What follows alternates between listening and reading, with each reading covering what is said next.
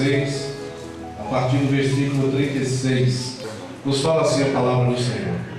Então Jesus foi com eles a um lugar chamado Getsemane e disse a seus discípulos: assentai-vos aqui enquanto vou além orar.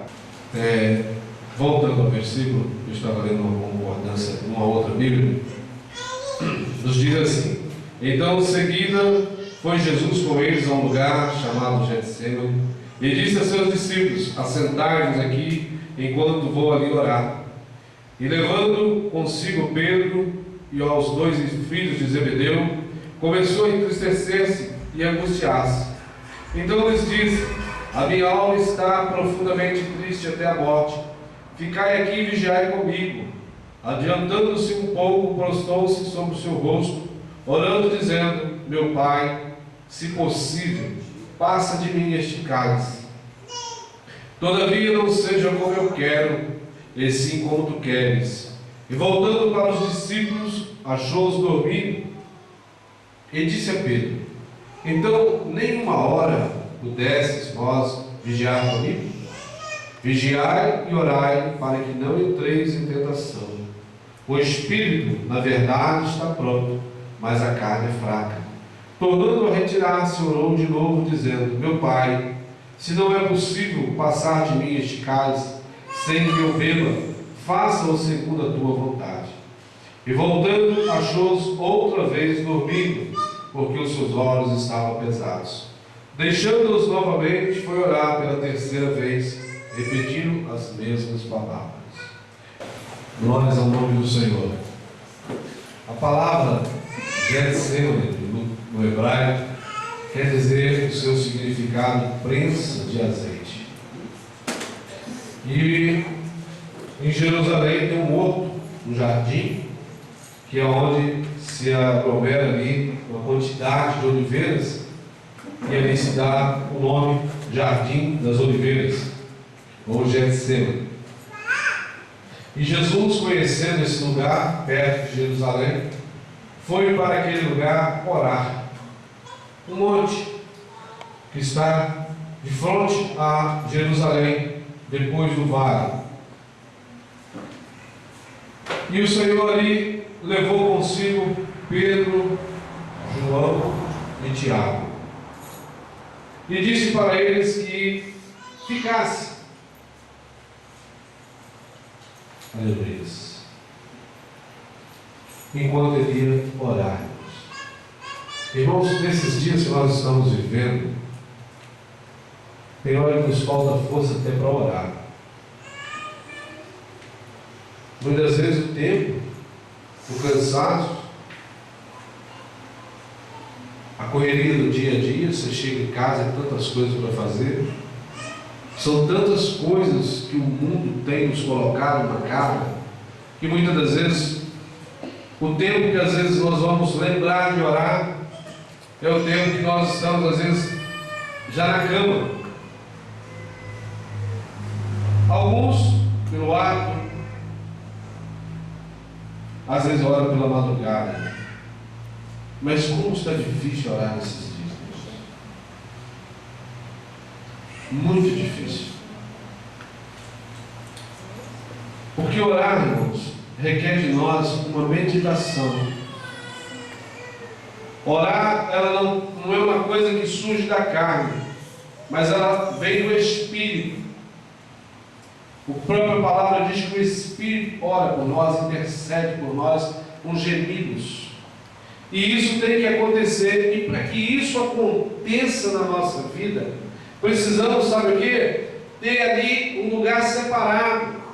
Precisamos ter uma reserva de tempo. Precisamos doutrinar a nossa vida para termos ali um lugar para meditar. Muitas das vezes a madrugada é esse lugar, porque se encontra à sua volta um silêncio. Às vezes todos da casa estão dormindo, mas você está gemendo, você está chorando aos pés do Senhor, você está clamando ao Senhor. E aqui nós vemos um exemplo nisso. O Senhor disse: assentai-vos. E ele se distancia um pouco deles, porque o que ele estava para falar com o Pai Era apenas ele e o Pai. E ele entra aqui em oração, mostrando para nós mais uma vez que não é apenas um diálogo. Muitos falam, olha, a oração é apenas um diálogo. A oração é muito mais do que isso. É intimidade sua com Deus. Um diálogo você tem com qualquer um, mas seu segredo você não tem com qualquer um, somente com o Pai. E ele se distanciou e foi ali e começou a clamar, porque ele sabia que aquilo ali estava nas últimas horas de sua vida. Irmãos, nós estamos vivendo também os últimos momentos das nossas vidas. Hoje acaba de nascer uma criança, tem uma esperança, mas é o último momento. Louvado seja o nome do Senhor, porque a qualquer momento o Senhor virá.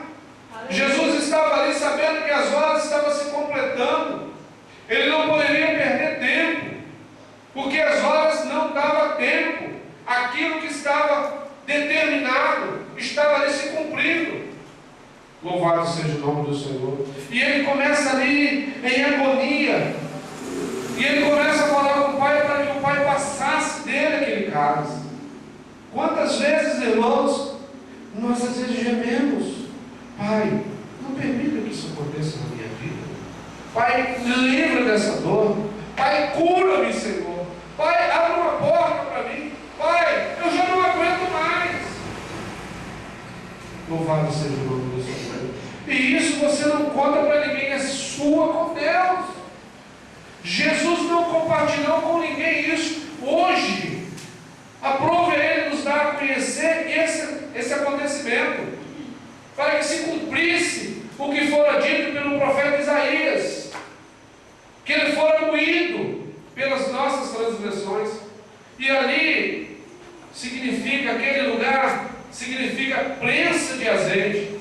Ele estava ali sendo prensado. Louvado seja o nome do Senhor. Ele estava ali nos últimos momentos, e ele ali clama ao Senhor, ele clama ao Deus, ele clama ao Pai.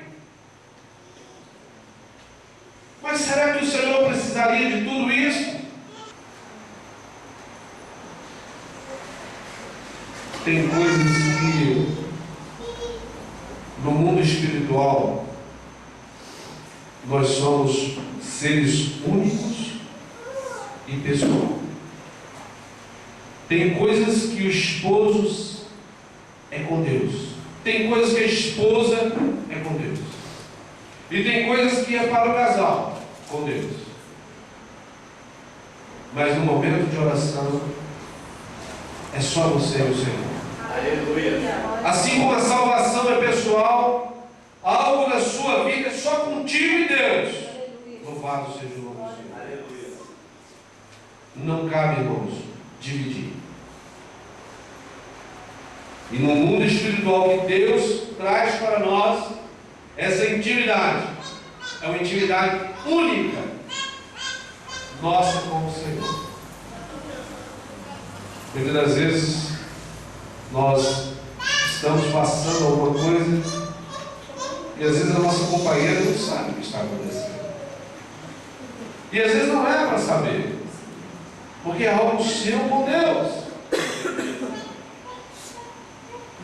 Eles não sabiam o que Jesus foi ali fazer. Como de outras vezes, Jesus também se distanciou, foi orar no Monte da Transfiguração, também foi orar. Louvado seja o nome do Senhor. Mas essa oração, irmãos, não foi uma oração comum, não foi mais um ato de oração, não foi uma subida no monte para orar pelos meus interesses. Não. Ele estava ali em favor de muitos. Foi o momento mais difícil que a Bíblia nos apresenta da vida de Jesus. A palavra também, os historiadores dizem que foi o momento que houve um silêncio, aonde o Senhor Deus não respondeu o seu filho. Em Apocalipse a gente vai dizer que houve ali meia hora de silêncio, mostrando, trazendo o sentido para esse acontecimento. E foi o momento que o Senhor Deus não ouviu, Deus Pai não ouviu o seu filho, porque ele precisava que aquilo ali se cumprisse. Aleluia, Senhor. Glória a Deus. Nós, hoje, dentro da nossa cultura, nós aprendemos que nós temos que orar, insistindo com Deus, falando as mesmas coisas, repetindo. Mas os judeus, o seu ensinamento não passava de 3 vezes. A terceira oração era a final. Jesus mostra que por 3 vezes ele pediu ao Pai. Se você olhar em Atos também, Paulo por 3 vezes orou ao Senhor para que tirasse dele aquele espinho. E ele disse: a minha graça te basta.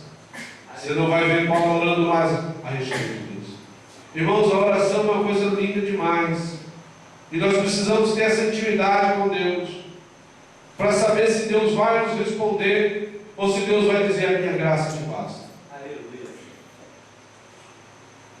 Muitas das vezes nós nos pegamos assim, orando, insistindo com Deus, inúmeras vezes as mesmas coisas. Precisamos fazer uma oração com sabedoria, uma oração com inteligência. O judeu não ora mais do que 3 vezes por um objetivo. Jesus mostra isso, o apóstolo Paulo mostra isso. E ele nos fala também de vigiar. Vigiai e orai, para que não entreis em tentação. Hoje, muitas vezes, as pessoas estão mais deixando de vigiar. Muitas das vezes as pessoas te fazem propostas durante o dia e você a recebe. Por que você recebe? Porque você não está em vigilância. Porque quando nós recebemos algo, se nós estamos atentos, estamos vigilantes, a primeira coisa que nós temos que fazer é comunicar ao Pai a oração. Glória a Deus, aleluia. Porque o inimigo, o laço que ele arma, se nós não estivermos vigilantes, nós caímos nele. Jesus diz aqui, olha, vigiai e orai, para que não entres em tentação. E nós sabemos que quem nos tenta é Satanás. Ele é o tentador da nossa vida. Mas quando nós vigiamos que ele está ali tentando armar um laço para nós, o que nós fazemos? Nós oramos, repreendemos no nome de Jesus para cortar esse laço. Mas se eu não estou atento, nós caímos no laço. E eu quero dizer para você que esse laço, ele não chega assim como um terror, não. Ele chega como coisa agradável para a sua vida. Satanás não vai colocar um laço aonde você vai ter medo, não. Ele vai colocar um laço aonde os seus olhos vão lhe enganar, aonde o seu coração vai te enganar, aonde a cobiça, o desejo vai te enganar, porque nessa área é que ele coloca o laço. Jesus diz: vigiai para não entrares em tentação. E nós sabemos que nós somos tentados a todo instante. Nós sabemos que a todo momento nós somos tentados. Mas o que nos traz uma alegria é que a palavra também nos conforta, dizendo que Deus não nos permitirá sermos tentados além daquilo que nós podemos. Mas eu tenho que estar ligado nisso. Eu tenho que estar vigilante nisso. E eu só estou nisso orando. Orando em espírito. Existe a oração que nós fazemos pelas madrugadas, aquela com o Senhor, onde nós clamamos, abrindo nossa boca, gemendo. Mas tem aquela que é durante o dia, que é onde eu estou vigilante em espírito. A pessoa está falando contigo, você está intercedendo. A pessoa está te fazendo uma proposta, você está ali sondando com o Pai. Você está todo o tempo falando com o Senhor. A sua boca não abre, mas o seu Espírito está vivo dentro de você. O Espírito de Deus move você. E você precisa estar vivo, ligado em Deus. Glória a Deus. Aleluia. Porque é nessa hora que Ele vai te revelar e te dar instrução para você repreender esse laço. Louvado seja o nome de Deus. Glória a Deus. Mas você está envolvido na cobiça em tantas coisas. O seu pensamento já não está mais em Deus. O seu coração está onde? Na ganância, no desejo, na vontade. Desviou de Deus. E o laço está pronto. E engodado é o laço do passarinheiro. O Salmo 91 fala o quê? Livre do laço do passarinheiro, da peste perniciosa. Louvado seja o nome do Senhor. Aleluia. Então nós temos que estar atentos. E Jesus está ali mostrando a eles o sono. Nos mostra aqui também a falta de interesse pelas coisas do Senhor. Também nos mostra a cegueira espiritual que nós vivemos nestes dias de hoje. Porque quando nós oramos, a luz do Senhor brilha em nós. Aleluia. Mas quando eu não tenho isso, eu estou em sono. Eu estou dormindo. Como se estivesse dormindo. Não sei o que está acontecendo à minha volta. Quem dorme sabe o que acontece à sua volta.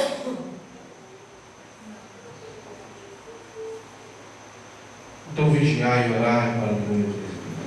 Aleluia. Glória a Deus. Porque Jesus está mostrando, na verdade, o Espírito está pronto, mas a carne é fraca. E quando ele fala da carne, ele fala do desejo. Porque o Espírito, ele contenda com a carne. O Espírito puxa para as coisas do alto, mas a carne puxa para as coisas terrenas. Porque ela é terrena. E quantos, às vezes, até uma proposta de namoro, até às vezes um convite para um namoro, parece uma coisa boba, né? Tantas pessoas namorando hoje para lá e para cá. Hoje, não para nós, né? Mas a linguagem lá fora é ficar, né? Hoje é ficar. Se der certo, continua. Se não der certo, é o que está vivendo hoje. O laço foi lançado, você caiu nele, o diabo puxou e agora para sair.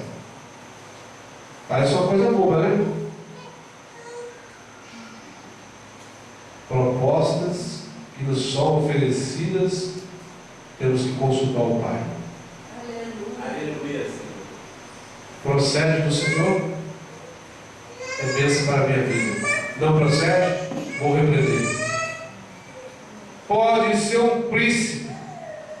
Cuidado que o diabo, muitos dizem que o diabo vem de uma forma, mas às vezes ele vem, a palavra diz que ele passa como um anjo de luz para enganar. Todo aquele que acredita que o diabo vai vir de uma maneira a te assustar, enganar.